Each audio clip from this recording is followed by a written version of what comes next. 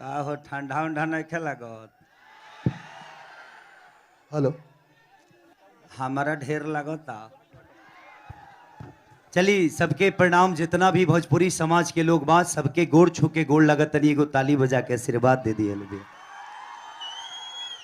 हमहू सबके हाथ जोड़ के प्रणाम करतानी, गोड़ छू के गोड़ लगतानी। ठीक बानी ना? हम कहने कि 2 बार काहे के जोड़ी, हम एक बार धो लेता नहीं हाँ गोड़ावे।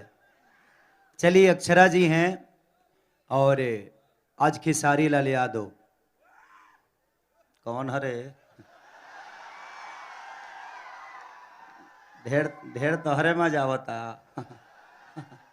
भाई बड़ा मजा ले बारे जग देगा। बैठ ने बैठ।